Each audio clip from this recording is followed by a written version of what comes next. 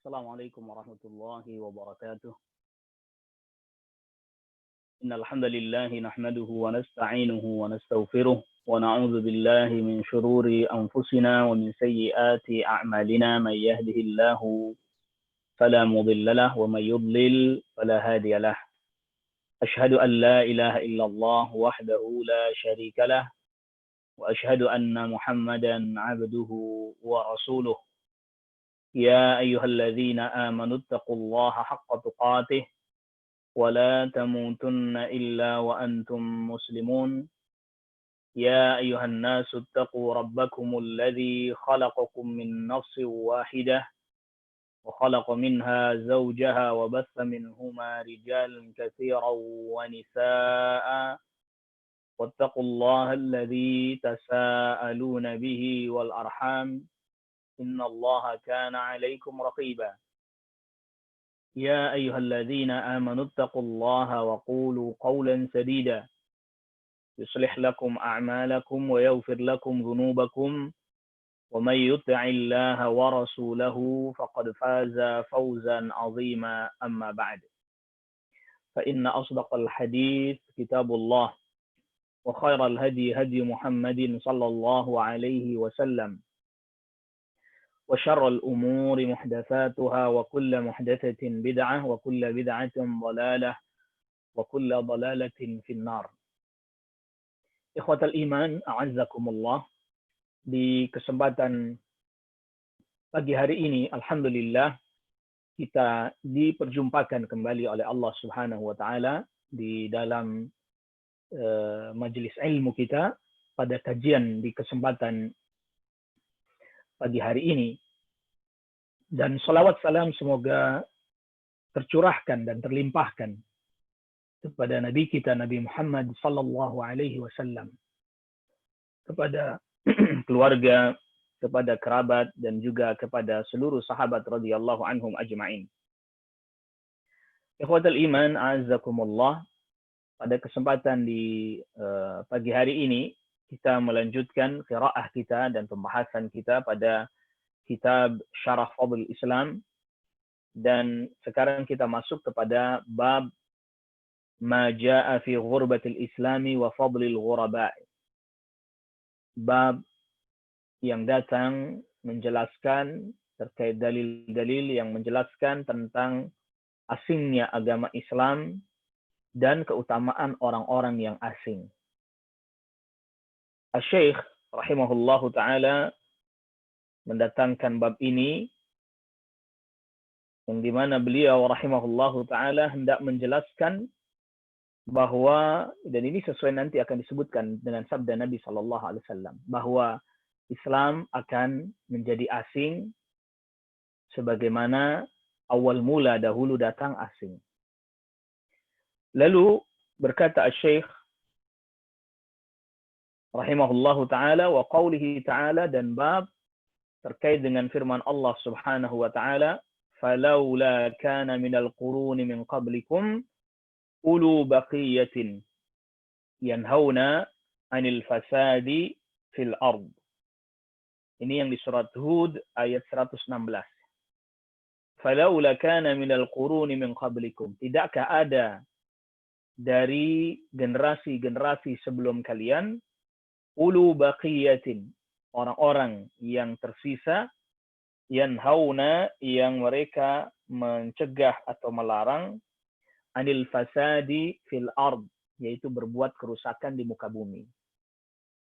Jadi kalau seandainya pada orang-orang yang terdahulu ada orang-orang yang tetap mau memerintah, melarang pada kerusakan, maka Allah Subhanahu wa taala tetap akan datangkan kebaikan.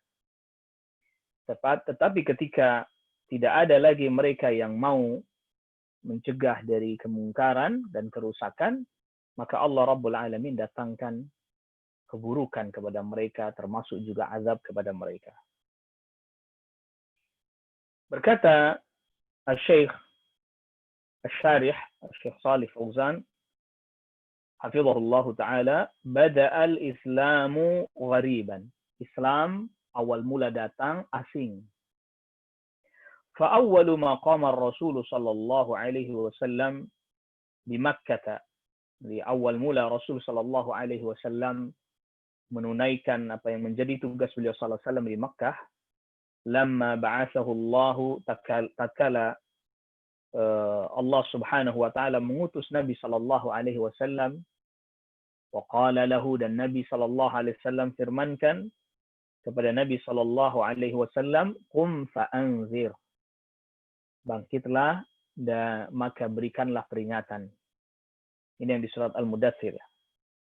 Qama wahdahu sallallahu alaihi wasallam. Di awal mula Nabi sallallahu alaihi wasallam menunaikan dakwah sendiri. Tsumma dhamma ilaihi Abu Bakr As-Siddiq radhiyallahu anhu. Lalu kemudian bergabung dengan Nabi sallallahu alaihi wasallam sahabat Abu Bakar As-Siddiq radhiyallahu anhu. Wa Bilal, lalu dan juga kemudian sahabat Bilal. Walihada lamma su'ila sallallahu alaihi wasallam, oleh karena inilah tatkala ditanya Rasul sallallahu alaihi wasallam, man ma'aka ala hadzal amri, siapa orang yang bersamamu dalam urusan ini, artinya dalam agama ini, qala sallallahu alaihi wasallam, Nabi sallallahu alaihi wasallam sabdakan, hurrun wa 'abdun, satu orang merdeka. Ini maksud adalah sahabat Abu Bakar As-Siddiq radhiyallahu an, wa 'abdun, dan sahabat Bilal. Ma ma'ahu illa ithnani faqat, tidaklah ada yang bersama dengan Nabi sallallahu alaihi wasallam kecuali hanya dua orang saja.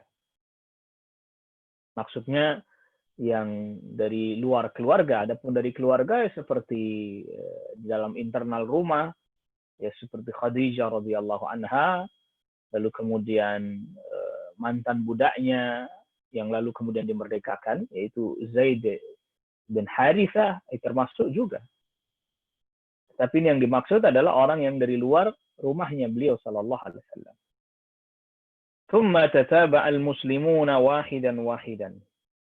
Lalu kemudian menyusul kaum muslimin, ya artinya masuk Islam, orang-orang masuk Islam satu persatu. وَهُمْ عَلَى خَوْفٍ وَامْتِحَانٍ وَابْتِلَاءٍ, dan mereka dalam keadaan ketakutan, dalam keadaan diuji, ya, dalam keadaan bala, artinya diuji dengan berat. وَتَكَوَّنَ مَعَهُ جَمَاعَةٌ مَعَهُ صلى الله عليه وسلم جَمَاعَةٌ فِي مَكَّةَ. Lalu kemudian terbentuklah jamaah, ya, jamaah bersama dengan Nabi sallallahu alaihi wasallam di Makkah, sedikit demi sedikit akhirnya jadi beberapa orang, ya kemudian menjadi jamaah di Makkah. Wahum yu'dzauna, mereka disakiti, wa yubtalauna, dan mereka juga diuji, ila an adzina Allahu lahum bil hijrati ila al madinati, sampai Allah azza wa jalla mengizinkan mereka hijrah ke Madinah. Hadza makna qawlihi, ini adalah makna dari sabda Nabi sallallahu alaihi wasallam, bada'al islamu ghariban. Islam mulai asing, dalam keadaan asing. Awal mula datang dalam keadaan asing. Wal gharibu huwa an-nadiru, yang dimaksud dengan al-gharib yang asing di sini adalah an-nadir, yang jarang, ya sedih. Wa huwal insanu, itu dia, artinya adalah seseorang, alladzi yakunu fi baladin ghairi baladihi, dia berada di satu negeri yang bukan negerinya, asing ya. Au yakunu ma'a unasin laisu min jinsihi, atau dia bersama dengan orang-orang yang bukan dari jenisnya, artinya tidak sama dengan dirinya. Kama qala sallallahu alaihi wasallam li ibni Umar, sebagaimana Rasulullah sallallahu alaihi wasallam berkata kepada sahabat Abdullah bin Umar, kun fid dunya ka'annaka gharibun aw 'abiru sabilin. Jadilah engkau di dunia seperti orang asing atau orang yang melewati satu jalan, hanya lewat saja. Tidak untuk diam dan bertempat tinggal di tempat di tersebut. Hanya lewat saja bukan untuk diam dan singgah lama-lama di tempat tersebut. Fal ghurbatu, maka keterasingan, hiya asyai'un nadiru, yaitu sesuatu yang langka ya. Ya, sesuatu yang langka. Jadi Syekh hafizahullah menjelaskan bahwa yang dimaksud keterasingan ya seperti orang asing yang dia nggak kenal siapa-siapa, bahkan berbeda, banyak sekali perbedaannya. Seperti ketika kaum muslimin awal mula Islam, ya asing. Dianggap asing oleh orang-orang yang ada di sekitarnya. Karena Pak, banyak sekali perbedaannya. Termasuk diantaranya ya mereka meninggalkan peribadatan kepada selain Allah Subhanahu wa Ta'ala. Kaum muslimin nggak mau beribadah kepada selain Allah, termasuk kepada berhala-berhala. Ini perbedaan yang sangat mencolok, yang sangat mendasar. Tidak mau menyembelih untuk selain Allah. Sangat mendasar sekali, perbedaan yang sangat mencolok sekali. وكذلك lalu berkata Syekh Asy-Syarih hafizahullah taala, وكذلك الغريب, demikian juga ya sesuatu yang asing, yaitu asyai'un nadirul qalil. Asyai'un nadirul qalil itu sesuatu yang langka dan sedikit. Fal Islamu bada'a awal al-amri, Islam di awal mula, permulaannya ghariban asing. Ya, karena pengikutnya sedikit. Jadi ini makna asing di sini berdasarkan penjelasan Syekh yang pertama nih, yakni qalilan ahluhu. Maknanya adalah pengikutnya sedikit. Tsumma takatsaru, baru kemudian banyak, bertambah banyak. Kama qala ta'ala, sebagaimana firman Allah Ta'ala, wa mathaluhum fil injili kazar'in akhraja shata'ahu fa'azarahu fastaghlada fastawa 'ala suqihi yu'jibu zurra'. Dan perumpamaan mereka di dalam Injil, perumpamaan orang-orang mukmin di dalam Injil, kazar'in, seperti tumbuhan. Akhraja syata'ahu, yang dia mengeluarkan ya dari benih, dia keluar cabang-cabangnya. Fa'azarahu, ya lalu kemudian dia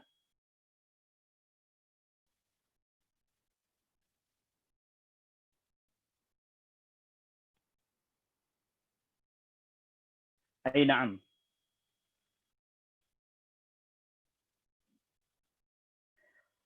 Kama qala ta'ala, sebagaimana Allah Subhanahu wa Ta'ala berfirman, wa mathaluhum fil injili, ini surat Al-Fath ya, ayat ke-29. Ya. Surat Al-Fath ayat ke-29.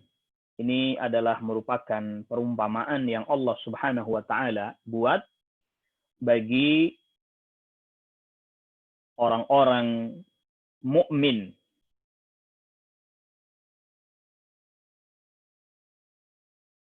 Ya, bagi orang-orang mukmin, bagi orang-orang yang beriman kepada Allah Subhanahu wa Ta'ala.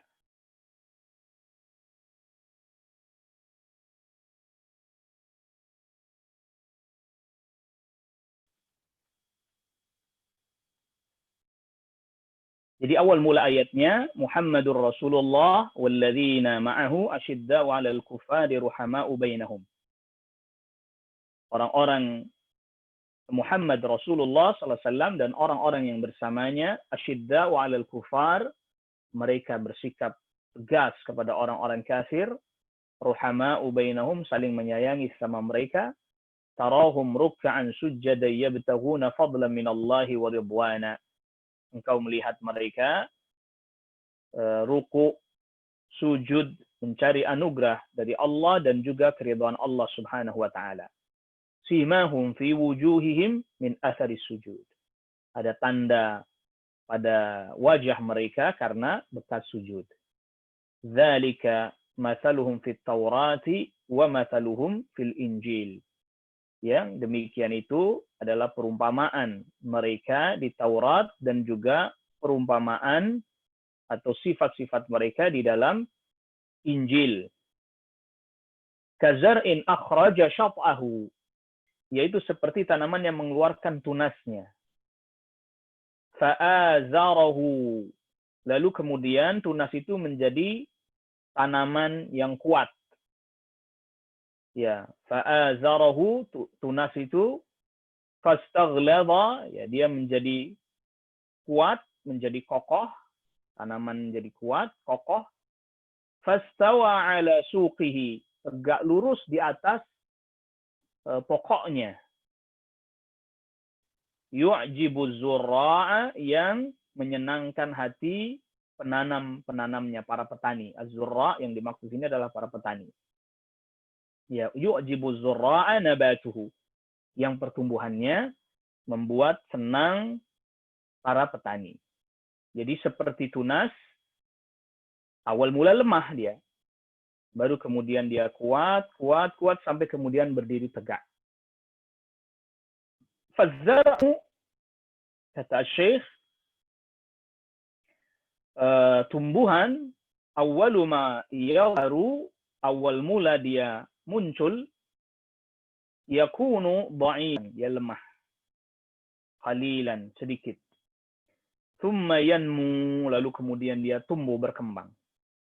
Wa yusbihu lahu furakhun, dan dia punya ya seperti ya tunas itu berkembang, munculkan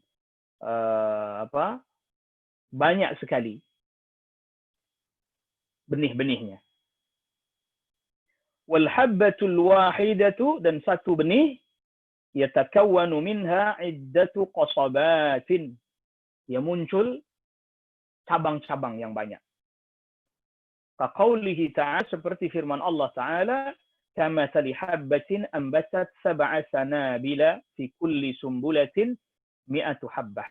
Seperti satu benih yang memunculkan 7 dari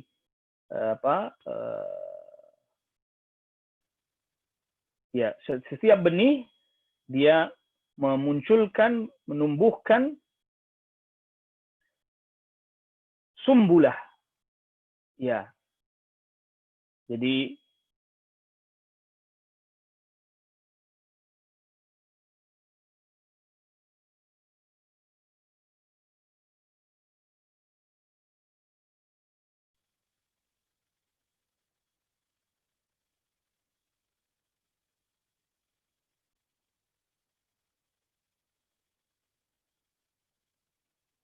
ini ayat terkait dengan perumpamaan orang yang berinfak di jalan Allah.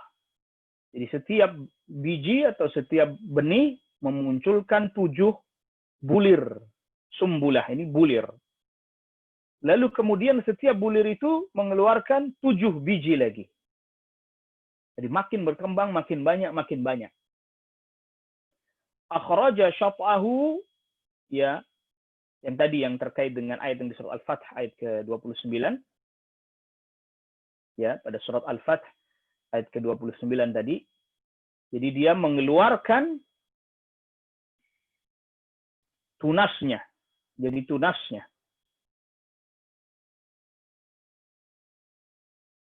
Lalu kemudian fa'azarahu, lalu kemudian ini yakni furakhahu, tunasnya.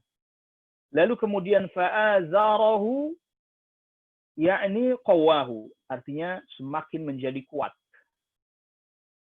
Ya. Fazar'atu, itu tanaman, idza farraqat, apabila keluar tunas-tunasnya, taqwa, maka dia akan menjadi kuat. Ya.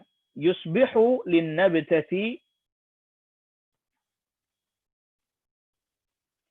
tanaman ini memiliki jaz'un, ya batang lah, semacam batang. Wa ghusunun, lalu kemudian muncul ranting-rantingnya.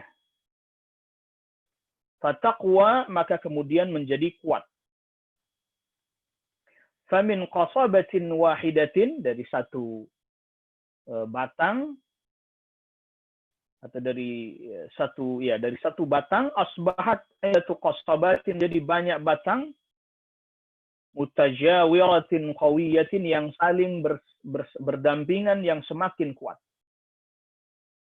Fastaghlaba, lantas kemudian menjadi kuat. Aikana dha'ifan faqawna, awalnya lemah, lalu kemudian menjadi kuat. Fastawa ala suqihi, maka dia pun menjulang tinggi, ay irtafa 'alaiha, dia menjulang tinggi di atas pokoknya. Ya, wasuq jam'u saqin, yang dimaksud dengan as-suq adalah jamak dari saqin, wa hiyal qasabatu, itu di batang-batang.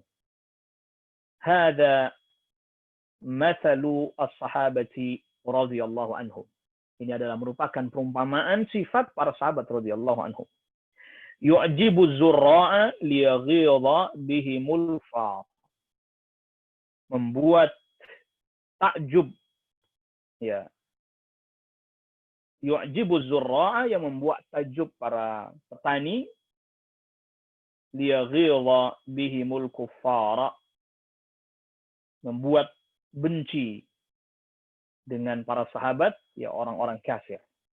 Artinya para orang-orang kafir jadi benci kepada para sahabat karena mereka semakin kuat, semakin kuat, semakin kuat.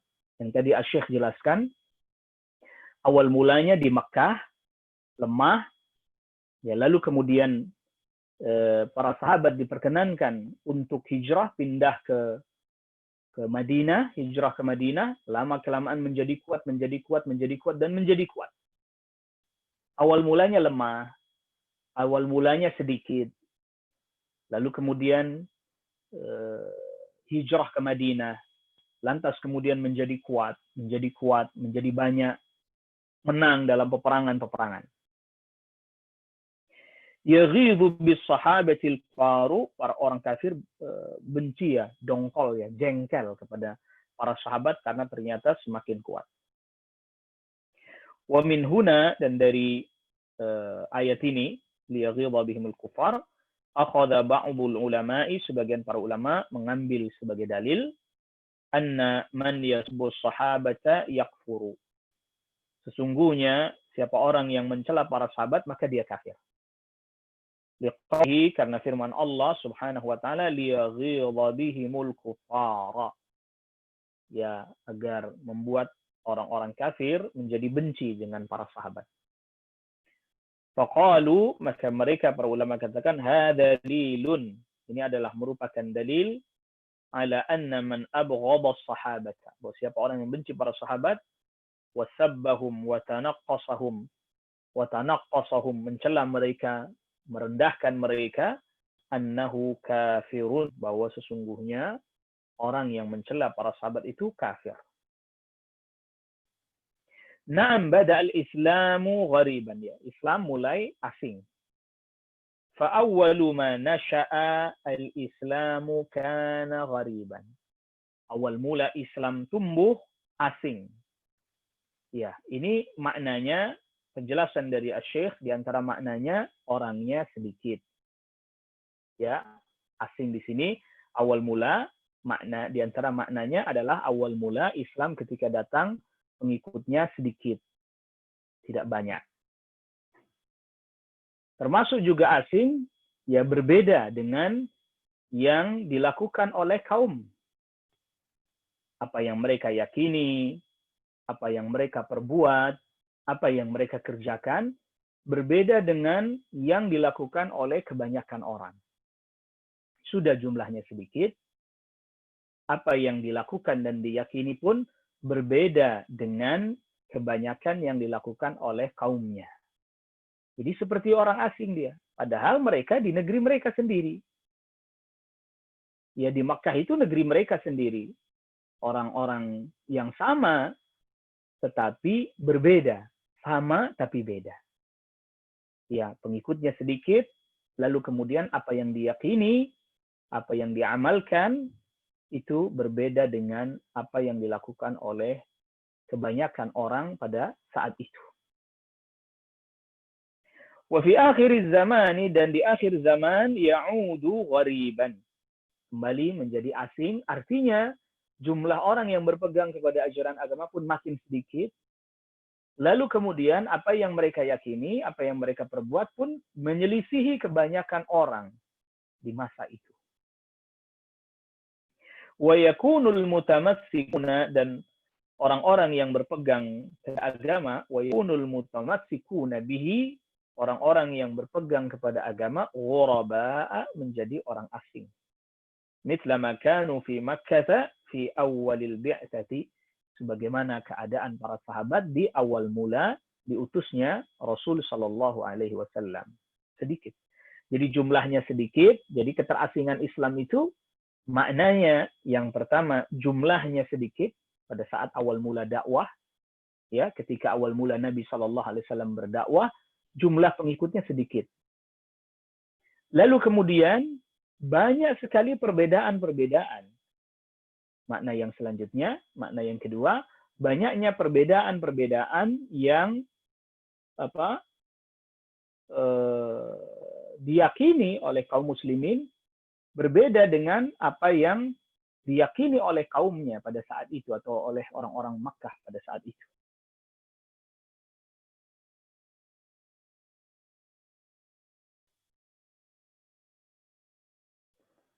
Naam. Wa qawlihi ta'ala, dan firman Allah Ta'ala,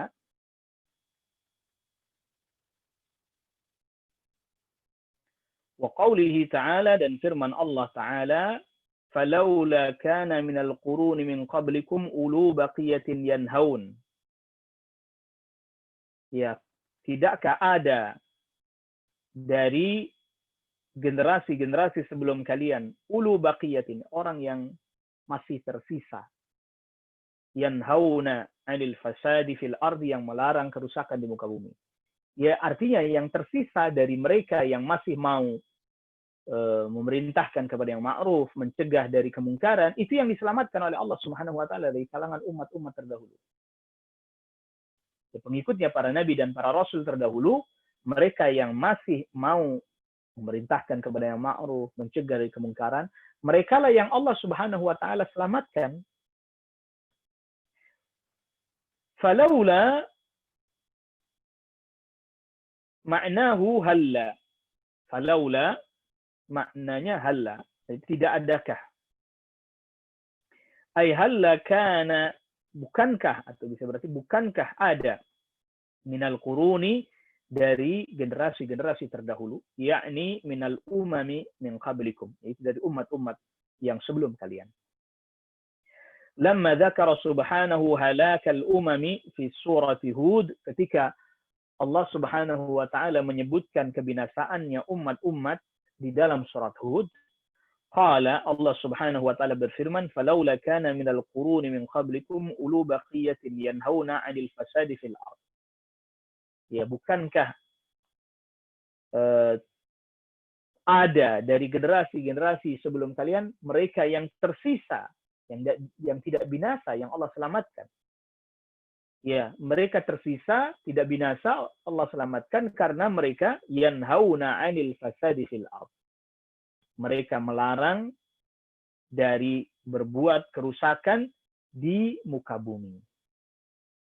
Jadi mereka yang selamat adalah mereka yang tetap berusaha untuk melarang dari berbuat kerusakan di muka bumi. Dan mereka inilah yang Allah Subhanahu wa taala berikan keselamatan kepada mereka, yaitu mereka yang tetap mencegah dari perbuatan kemungkaran, mencegah dari perbuatan kerusakan di muka bumi. Fama halakat hadhil umam, dan tidaklah binasa umat-umat ini illa li'annaha, melainkan karena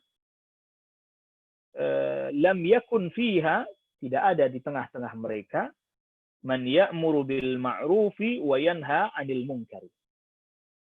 Ya, orang yang memerintahkan kepada yang ma'ruf dan mencegah kemungkaran. Jadi yang binasa karena nggak ada lagi yang perintahkan kepada yang ma'ruf. Tidak ada lagi yang mencegah kemungkaran, nggak ada.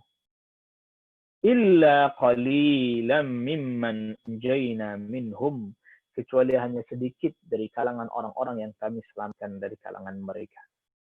Dalla hadza, hal ini menunjukkan ala anna man ya'muru bil ma'rufi, bahwa siapa orang yang memerintahkan kepada yang ma'ruf, wa yanha 'anil munkari, dan dia mau mencegah dari yang mungkar, yanju idza ja'al azabu. Mereka lah yang selamat apabila atau ketika azab datang. Wa ammal ladzi la ya'muru wa la yanha. Adapun yang tidak memerintahkan kepada yang ma'ruf, tidak mencegah dari kemungkaran, fa innahu yahliku, maka sesungguhnya dia akan binasa. Walau kana minas salihin, walaupun dia termasuk orang saleh, tetap terkena ketika tidak mau perintah kepada yang ma'ruf dan mencegah kemungkaran. Karena Rasulullah Shallallahu Alaihi Wasallam sabdakan, ya hadis diriwayatkan Abu Dawud, la ta'murunna bil ma'rufi wa la tanhawunna 'anil munkari aw la yushikanna Allahu ay ya'ummakum bil 'adzab. Perintahkanlah oleh kalian terhadap yang ma'ruf, kepada yang ma'ruf, dan cegahlah oleh kalian dari kemungkaran, atau Allah ratakan kalian dengan azab. Kena semuanya. Walaupun orang yang saleh sekalipun, ketika tidak perintah kepada yang ma'ruf, tidak mencegah kemungkaran, terkena semuanya. Azab terkena semuanya. Tetapi, ya nanti dibangkitkan, ya sesuai dengan niat mereka, sesuai dengan amal saleh mereka. Lakin yab'atsuhu Allahu yawmal qiyamati ala niyyatihi kama jaa'a fil hadits. Tetapi nanti dibangkitkannya pada hari kiamat ya sesuai dengan niatnya. Kalau dia orang saleh, ya dia sesuai dengan amal salehnya. Tapi ketika di dunia ada orang yang saleh, ada orang yang baik, tidak mau memerintahkan kepada yang ma'ruf, tidak mau mencegah dari kemungkaran, semua kena ketika azab dunia datang. Ya maka para nabi dan para rasul dengan umat mereka yang mau beriman, Allah perintahkan ketika Allah Subhanahu wa taala hendak turunkan azab, Allah perintahkan mereka agar meninggalkan negerinya itu. Agar meninggalkan negerinya tersebut, baru kemudian azab datang. Sebab kalau mereka ada di situ, mereka bisa terkena azab. Fa idza waqa'a al-azab, apabila datang azab, terjadi azab, la yanju, tidak akan selamat. Illa alladzina ya'muruna bil ma'rufi, kecuali orang-orang yang masih memerintahkan kepada yang ma'ruf, wa yanhauna 'anil munkari, dan melarang dari kemungkaran. Fa qauluhu, maka firman Allah Subhanahu wa taala, qalilan, sedikit, mimman anjayna, illa qalilan mimman anjayna minhum, kali hanya sedikit saja ya yang kami selamatkan dari kalangan mereka. Haula'i humul ghuraba'u. Mereka lah al-ghuraba, orang-orang yang terasing. Ya, orang-orang yang asing. Hadza wajhu siyaqil musannifi lil ayati fi ghurbatil Islam. Ini adalah maksud didatangkannya oleh al-musannif ayat ini terkait keterasingan Islam. Dan juga ini di kitab ini ada catatan kaki yang terkait dengan hadis bahwa orang yang salih pun akan terkena azab, yaitu hadis akhraja Ahmadu, yang dikeluarkan oleh Imam Ahmad fi musnadihi, di musnadnya, an Ummi Salamah, dari Ummu Salamah, qalat, berkata Ummu Salamah, qala Rasulullah sallallahu alaihi wasallam, Rasul sallallahu alaihi wasallam bersabda, yaghzu jayshunil baita, ada satu pasukan yang nanti akan menyerang Ka'bah. Hatta idza kanu bi bayda'a min al-ardi, sehingga ketika mereka di satu tempat yang namanya Baida, khusifa bihim, maka semuanya mereka dibenamkan oleh Allah Subhanahu wa taala. Qalat, berkata Ummu Salamah, qultu ya Rasulullah, aku berkata, wahai Rasulullah, ara'aital mukraha minhum. Bagaimana orang yang dipaksa di antara mereka? Jadi mereka nggak mau memerangi Ka'bah tapi dipaksa. Qala yub'atsu ala niyatihi.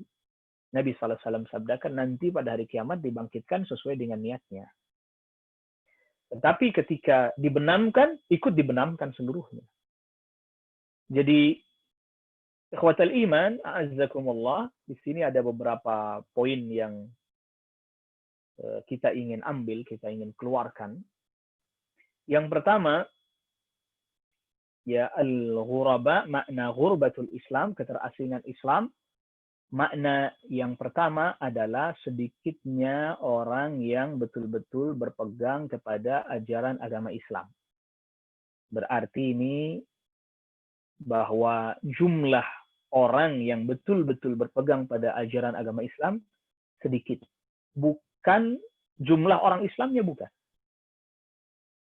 Ya, bukan jumlah orang Islamnya, bukan. Tetapi orang-orang yang betul-betul berpegang kepada agama Islam jumlahnya sedikit. Sebagaimana awal mula Islam datang. Para sahabat, tentu para sahabat muhajirin, mereka orang-orang yang betul-betul berpegang pada agama Islam. Jumlahnya sedikit. Orangnya sedikit. Lalu kemudian makna yang kedua, keterasingan Islam, itu adalah orang-orang yang betul-betul berpegang kepada agama Islam, ajaran Islam. Mereka banyak sekali perbedaan dengan orang banyak. Banyak sekali perbedaan. Sehingga tadi Syekh sebutkan dia seperti orang asing walaupun di negerinya sendiri, di tengah-tengah kaumnya, sama-sama orang Quraisy, sama-sama bahasanya, bahasa Arab, pakaiannya sama.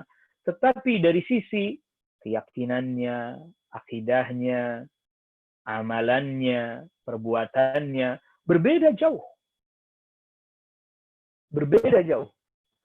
Sehingga kemudian dianggaplah, ya ini orang asing. Sudah jumlahnya sedikit, pengikutnya sedikit, lalu kemudian banyak sekali dari tadi ajaran-ajarannya aneh, nggak dikenal oleh masyarakatnya sendiri, oleh kaumnya sendiri. Nah, bedanya kalau di awal mula, ya di awal mula, di permulaan Islam datang, lalu kemudian makin banyak jumlahnya, makin banyak. Lantas kemudian akhirnya hijrah ke Madinah. Lantas kemudian menjadi kuat. Yang tadi Syekh jelaskan diperumpamakan seperti tanaman. Dari benih, lalu kemudian muncul tunas-tunas, ya, batang, cabang-cabang, keluar lagi tunas-tunas yang baru lagi, dan terus semakin kuat. Nah, adapun di akhir zaman, kendati pun, ya mungkin kalau sekarang kita pun berkata bahwa ya sekarang sudah mulai banyak juga, walhamdulillah. Tetapi dibandingkan dengan yang lain, masih jauh lebih banyak yang lain, dibandingkan yang jadi Islam tapi tidak berpegang kepada ajaran agama dan tidak mau mempelajarinya dengan sungguh-sungguh, dibandingkan yang sungguh-sungguh dengan yang tidak sungguh-sungguh atau bahkan menyimpang, banyak melakukan hal bid'ah dan seterusnya, lebih banyak yang melakukan kebid'ahan. Termasuk bahkan waliyadzubillah juga berbuat kesyirikan. Kondisinya seperti itu. Ya, ikhwatal iman, a'azzakumullah. Maka akhirnya mereka yang justru malah bertauhid kepada Allah, justru malah dianggap dilecehkan, dicela. Karena dianggap jumlahnya sedikit, dianggap banyak sekali perbedaannya, sehingga kemudian dianggap, oh ini Islamnya Islam dari luar negeri nih, Islam ke Arab-Araban kalau dalam bahasanya orang kita di masa sekarang, ya. Nauzubillah, sehingga muncul sebutan-sebutan istilah-istilah yang buruk. Ya, la ilaha illallah. Ya, istilah-istilah buruk keluar. Sebutan-sebutan yang jelek pun muncul. Ya, kadrun lah, nauzubillah. Ini istilah-istilah yang buruk. Wahabi dan seterusnya. Nah, ini poin yang pertama yang dijelaskan oleh Syekh Hafizahullah Ta'ala. Jadi, keterasingan Islam di masa-masa awal dahulu, jumlahnya sedikit dan banyak sekali perbedaan tentunya dengan orang-orang Makkah, walaupun orang-orang Islam itu juga dari orang Makkah sendiri ada, dari orang Quraisy sendiri ada. Tapi karena banyak perbedaan itu, maka kemudian mereka menganggap itu asing dan jumlahnya yang juga sedikit.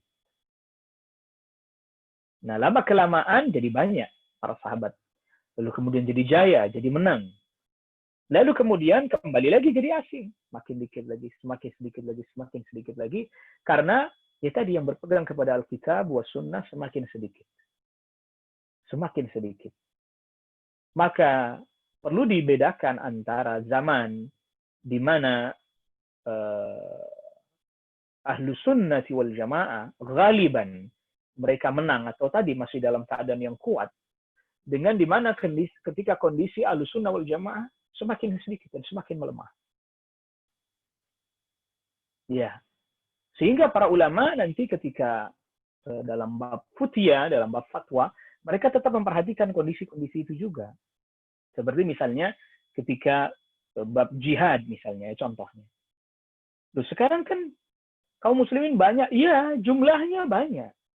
Tetapi ghurbah dalam masalah kualitasnya, asing sedikit dari sisi kualitasnya. Jadi berpegang kepada ajaran agamanya. Maka itulah kemudian dakwah ini muncul, atau al-amru bil ma'ruf wa nahy anil munkar. Nah, ini poin selanjutnya. Al-amru bil ma'ruf wa nahy anil munkar justru dalam rangka untuk tetap menyelamatkan umat ini. Ini poin yang kedua yang dijelaskan oleh Syekh Shalih Fauzan hafizahullah. Karena ini terkait ayat yang disebutkan oleh al-muallif tadi, yang di dalam surat Hud ayat 116 tadi. Justru adanya orang yang tetap perintah kepada yang ma'ruf, mencegah mungkaran, dalam rangka menjaga eksistensi umat Islam agar selamat. Karena ketika itu terhenti, maka menyebarlah kesyirikan, menyebarlah kemaksiatan, menyebarlah kebid'ahan. Itu akan menghancurkan umat. Maka umat-umat terdahulu yang Allah selamatkan sedikit, yaitu mereka yang tetap berpegang kepada ajaran para nabi dan rasul mereka. Allah selamatkan. Maka tadi kita sudah jelaskan, mereka diperintahkan oleh Allah Subhanahu wa taala, nabinya diberitahukan oleh Allah Subhanahu wa taala agar meninggalkan kampung yang buruk yang hendak didatangkan azab kepada kampung tersebut, kepada negeri tersebut. Jadi hari ini misalnya kita jelaskan ini kesyirikan tidak boleh, ini kebid'ahan tidak diperkenankan. Ini bukan karena kebencian, bukan. Bukan pula karena merasa benar sendiri, bukan. Bukan pula karena merasa yang paling benar, surga sudah punya kita. Bukan ini. Bukan. Justru dalam rangka menjaga eksistensi umat ini agar Allah Subhanahu wa taala berikan keselamatan. Karena tadi kita sudah sebutkan hadis Nabi sallallahu alaihi wasallam.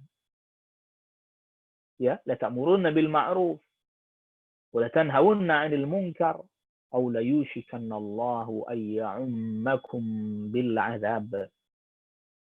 Perintahkan kepada ma'ruf, cegah dari yang munkar, atau memang Allah akan datangkan azab merata. Artinya di dunia semuanya kena, merata semuanya.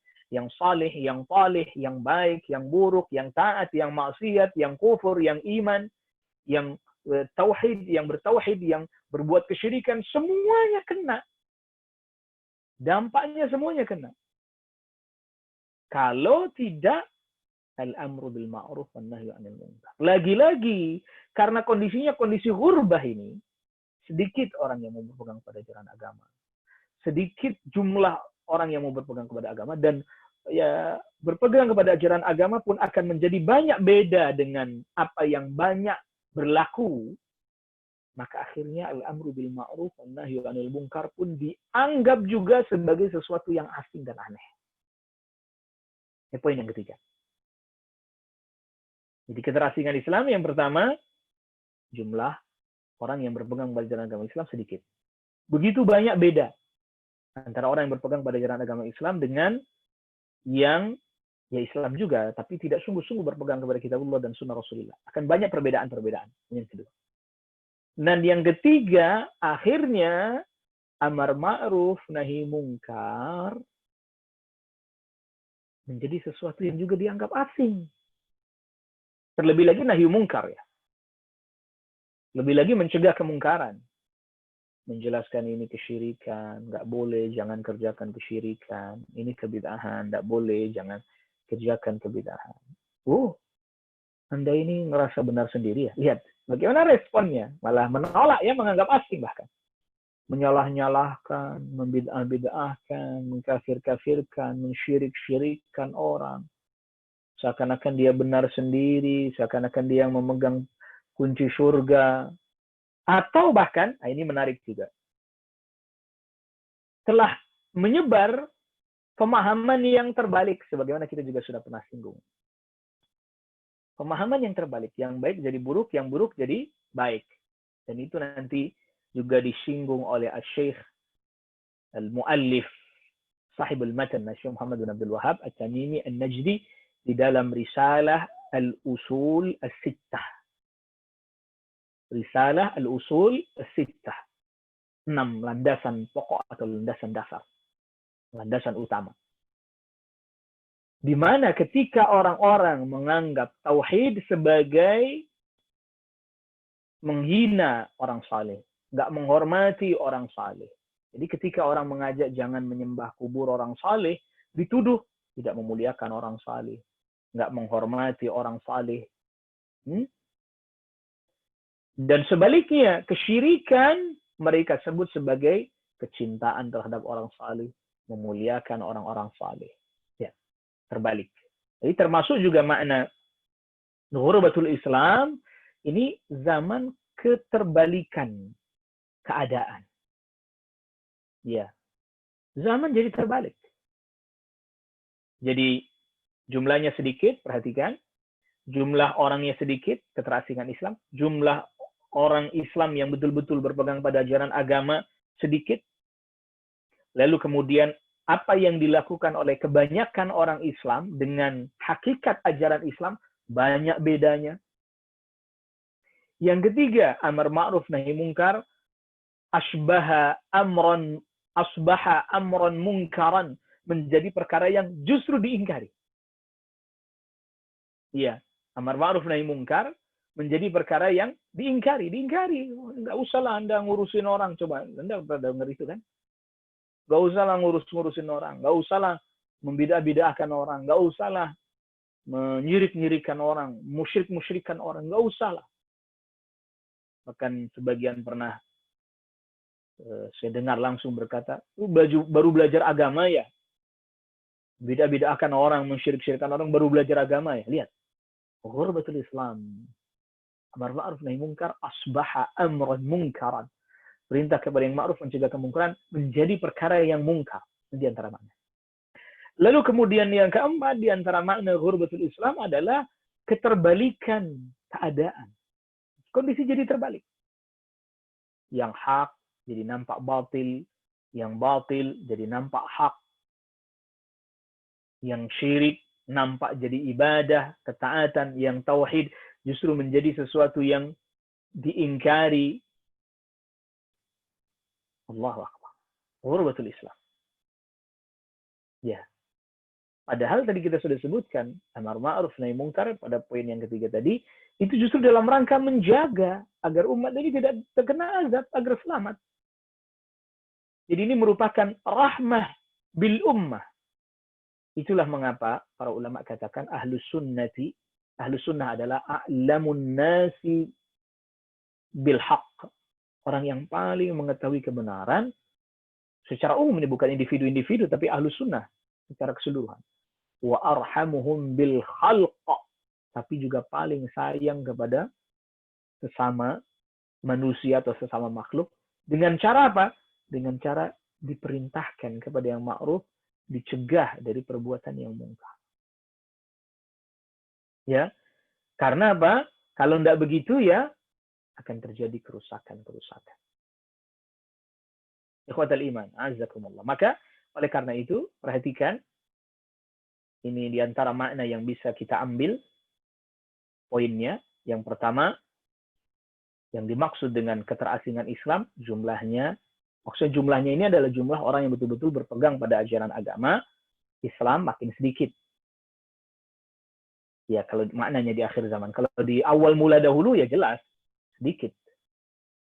Ya, yang kedua, bahwa banyak sekali praktek-praktek pengamalan Islam berbeda betul dengan ajaran Islamnya. Di praktek pengamalannya beda dengan ajaran Islam yang sebenarnya. Yang ketiga adalah amar ma'ruf nahi mungkar, terutama nahi mungkarnya ya.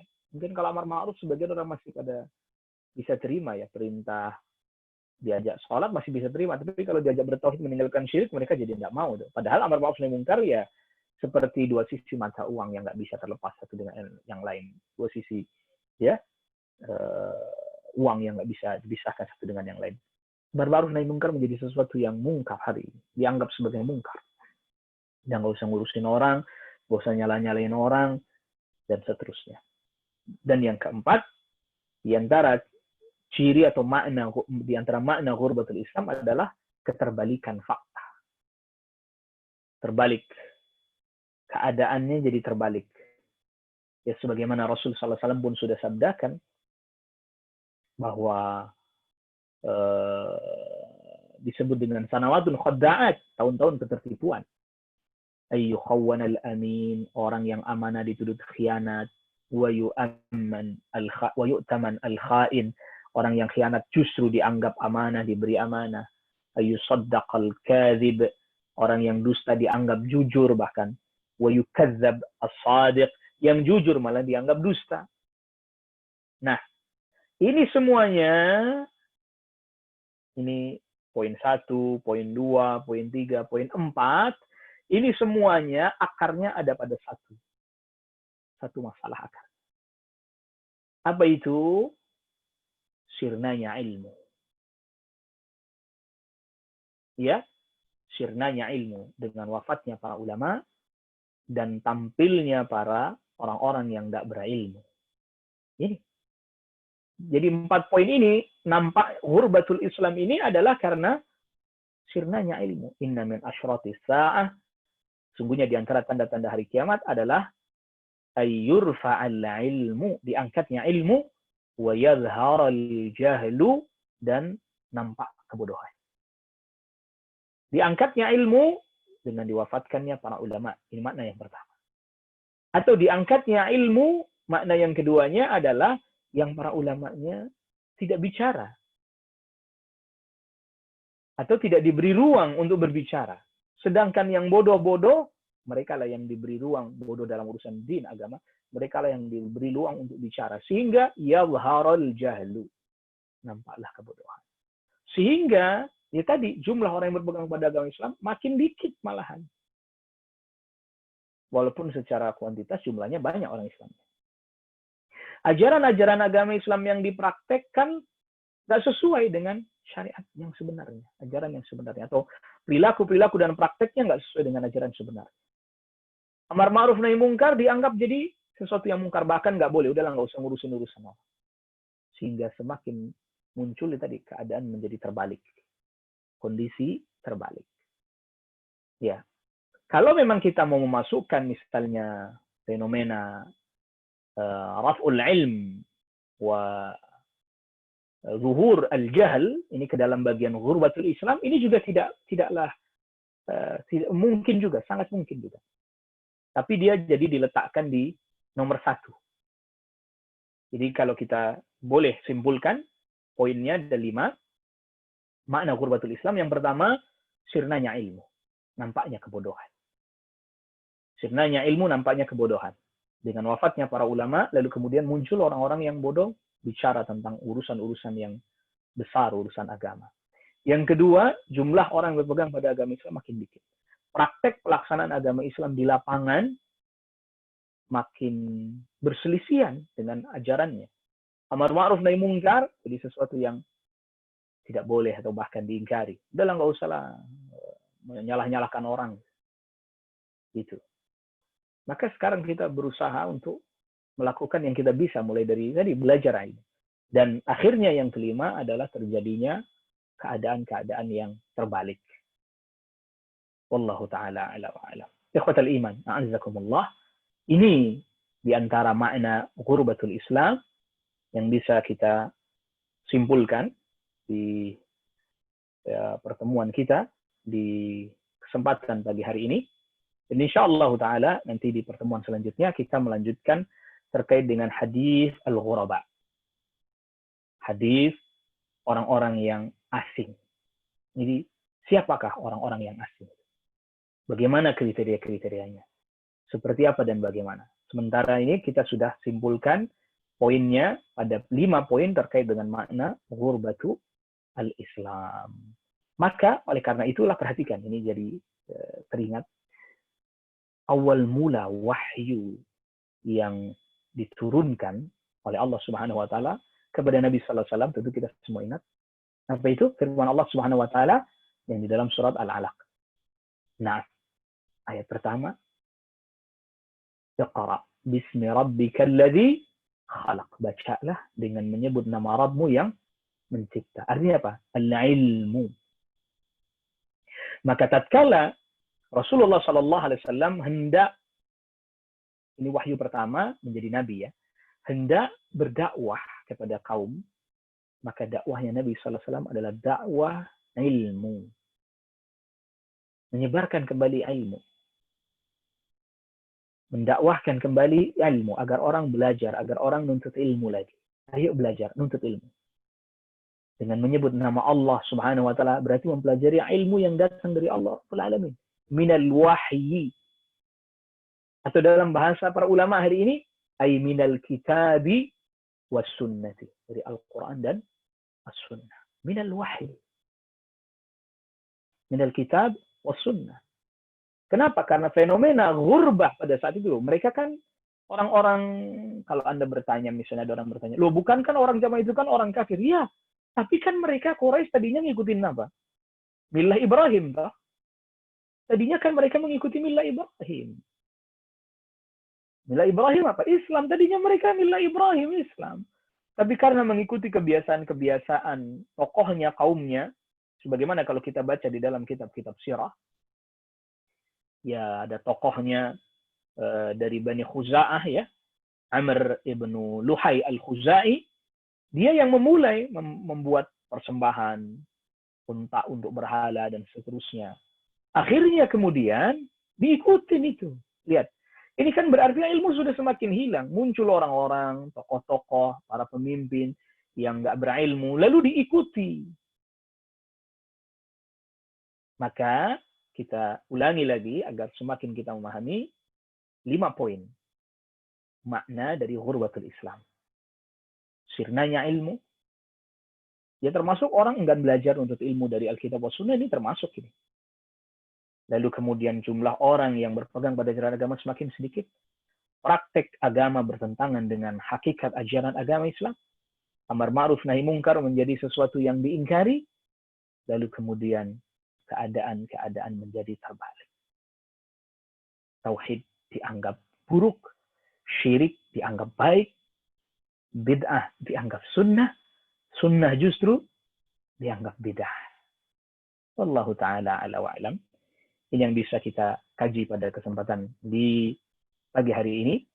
Dan tentunya semoga Allah Rabbul Alamin, kita selalu berdoa memohon kepada Allah Rabbul Alamin agar Allah Rabbul Alamin menjaga kita semuanya dari berbagai macam keburukan-keburukan di dunia, terlebih lagi di akhirat.